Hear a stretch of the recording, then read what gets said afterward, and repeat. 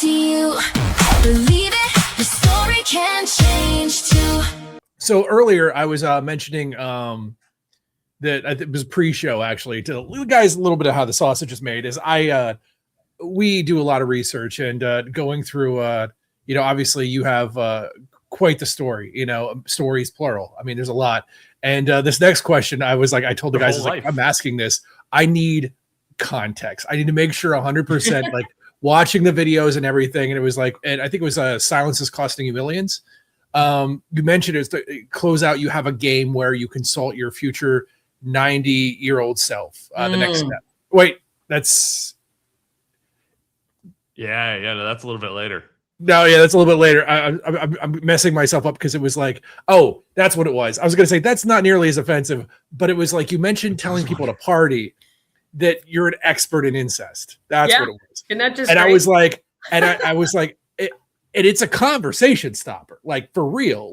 How do you maintain your own boundaries and energy when you're in the one room? So it's funny. So I don't typically at a cocktail party or something say, "Oh yeah, so I'm an expert in this." 100%, yeah. But it would be hilarious. Really. But what's that? It would be hilarious if that was your thing. It actually walked into the party. It really can be. I mean, there's certain people that you kind of need to and that will actually really work. The tree, see what falls. But it was a point that I was making, because we do like to put on this persona of, yes, well, I'm a scientist, and yes, I'm an attorney, and yes, I'm this and that. Right. Okay, right, all right. So wow, so you've got this great title, you know what I mean? But we are all an expert in our life. Right. But we do not like to talk about that, because we need to be an expert in something that's acceptable. Right. But, in all honesty, I mean, Nathaniel, with relationships, right? So that's something that you enjoy and you've got a lot of knowledge in, and I have a lot of knowledge in incest and abuse and alcohol and drugs and suicide. I have a lot of knowledge in that. Why would I not want to share that for the benefit of others, the same way that Nathaniel would want to share his, and a doctor or an attorney or a scientist would want to share theirs, Yeah, 100%. But it rattles people. That is. So how do you, after you've rattled them, do you then tell them why you did it? Because I'm a fan of being walking into a room and making people drop a glass with one sentence. But then I kind of let them in on I'm doing this for a reason. Do you or do you tell them, hey, listen, I'm an expert at this and I'm not ashamed of it. There's no shame in being an expert in me or certain things, even if it's not a cool topic. Yeah, exactly. Sometimes it depends. Sometimes I have this little snarky part that comes out. I don't know if you're familiar with IFS, but we have these parts. I've got this snarky one that if there's somebody that's just a little bit too pompous or just a little bit, or I feel that somebody is kind of looking down on another, I like to deflect. So I'm once again, I'm the oldest, right? So you've got that little protector in there. And if I see somebody that's trying to diminish somebody else's value, I very easy deflect it right here. You know what I mean?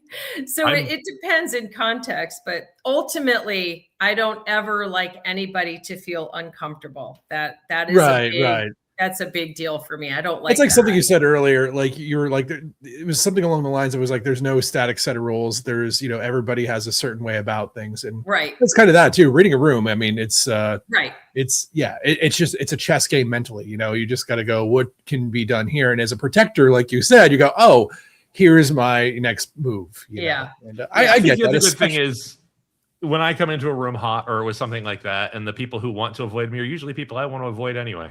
So yeah. It works to everybody's benefit. You don't have to talk to everybody at a party. In fact, you can't. So talk to people who you can share. I don't do the echo chamber thing. In fact, I do the opposite. But I am always going to be me. I'm sure you're always you. You could not have written this book. You couldn't answer these questions. You couldn't say the words you've said for all these years without being as honest as you are.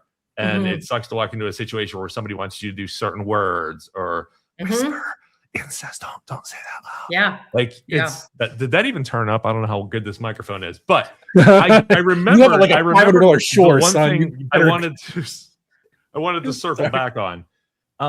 We keep talking about mourning. And it's something that I have used a lot in relationships. Like, somebody doesn't have to die for you to be in mourning. What Right. mourning is a change you didn't want to happen, which Yeah. happens every day almost. So like, we're always in some stage of mourning, usually about something little. And we could do, like, as we know, the stages of grief aren't in order or even all at the same time. You could have one. So, I wanted a red cherry jelly bean, but instead you got a green one, and you have to deal with it. Like, oh, that sucks. That's a level of mourning. It's microscopic. It doesn't mean anything. Yeah. But like, you were going through mourning. People who put their child up for adoption experience different types of mourning. Mhm. And I think it's just amazing that we keep circling around this topic. And also, part of your philosophy is, hey, we're all gonna die. Yeah. So like, I think it all ties in together. Like, this is mourning, but you also recognize that, like, hey, somebody will be mourning me someday. But at least, and I want to tie this into a philosophy I have. If people are going to hate me, they're going to hate the real me. I'm not going to be the person that's putting on a show or saying the right things because they want to hear it. So that's why I really appreciate you and what you're doing here. Yeah. Sorry if that seems rambling and all over the place, but I wanted to get my thought back in. Sorry. Yeah, I mean, you know what I think? I think that's so important too, because we're taught. It's so interesting. If you look at a child, right? And I think it's so important that we do dive back into that 5-year-old child and just kind of relive that, joie de vivre that we all had. Like, we just loved. We didn't have the fears. We didn't have the biases. We just loved and we just played. Everything was fun, and as you're moving through life, you're just squished down and down and down and down. And then we take on these roles.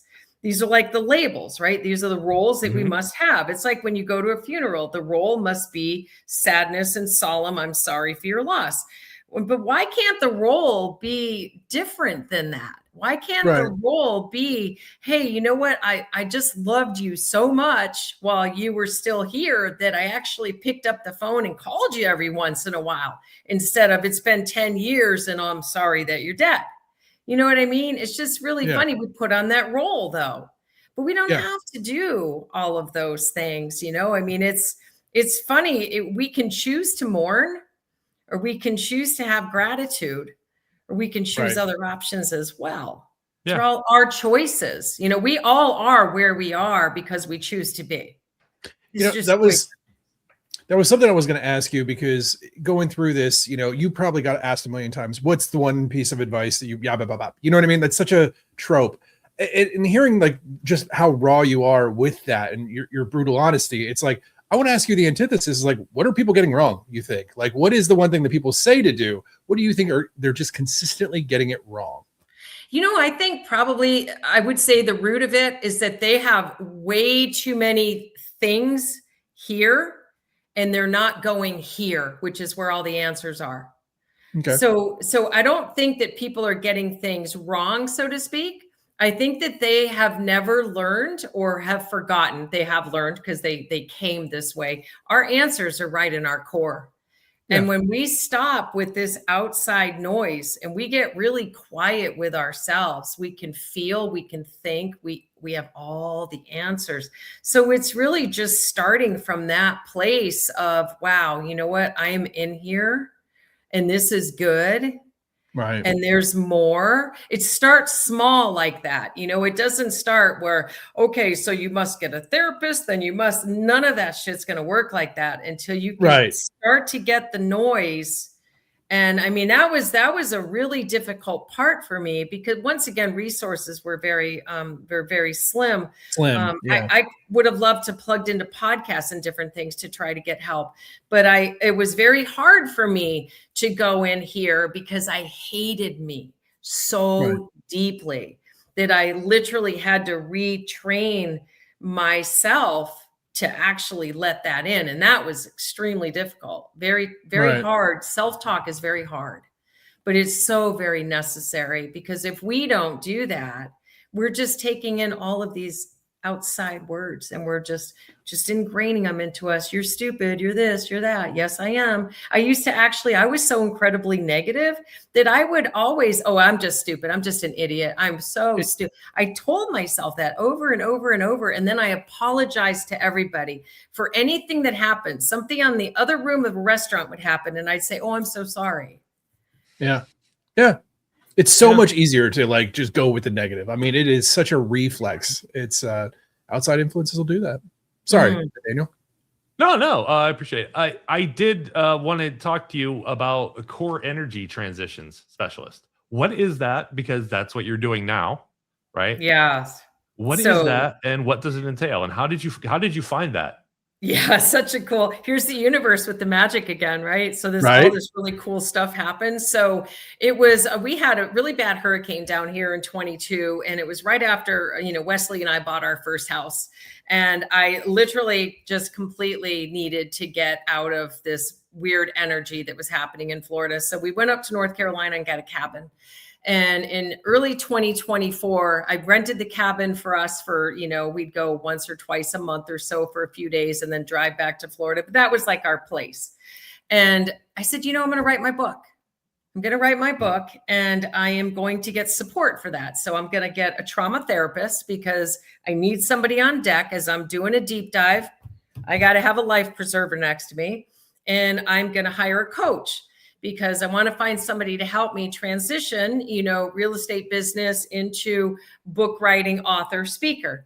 So I start interviewing coaches, and I run across one that says, well, I'm a core energy coach. And I was like, so intrigued, right? I love energy and anything about that. So I took a look at where she got her certification, and I was like, oh yeah, I'm going to go a step above that, and I'm going to become that.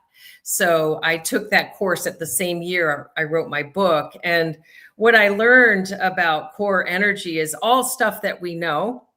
We just don't realize it, but we show up energetically based on our past experiences, how we view the world, our current experiences. And there's different levels of energy, how people show up. So I'll give you a quick example. If we were all sitting around a table and I dumped a glass of red wine, all of us are going to have a different reaction to that red wine spill. It's going to be and the energy levels are going to all be different because, once again, past performance, experiences, whatever have you. And that's oversimplifying. You'll apologize. It's really so exactly.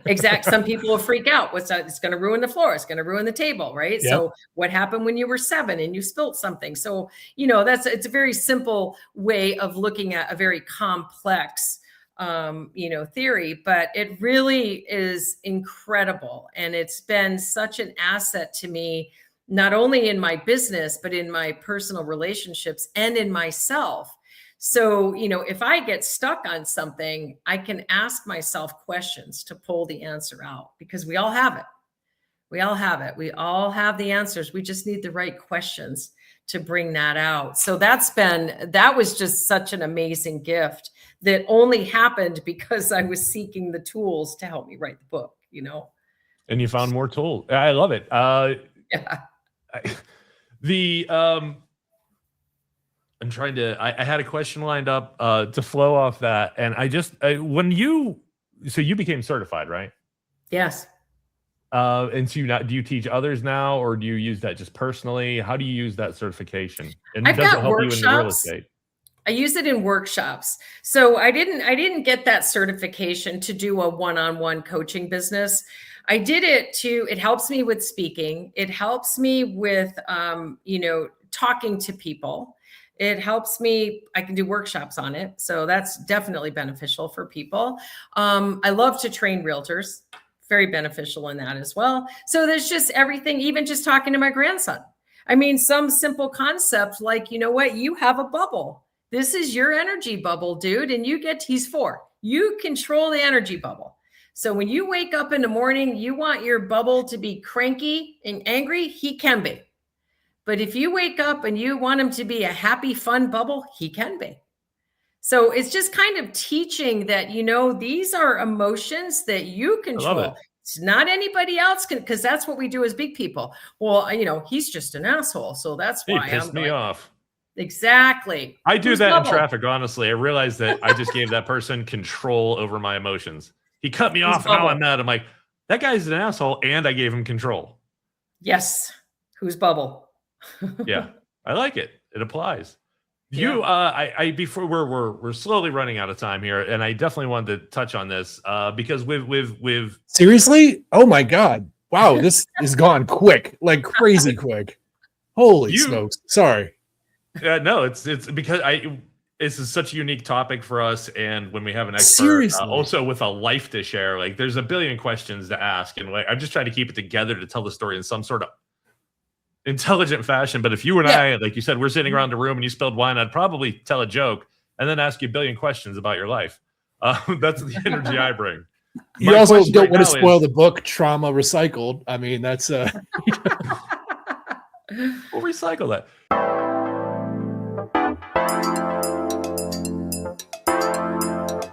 Have a great one. Thank you, everybody. Have a wonderful night. Be safe out there. Treat each other well.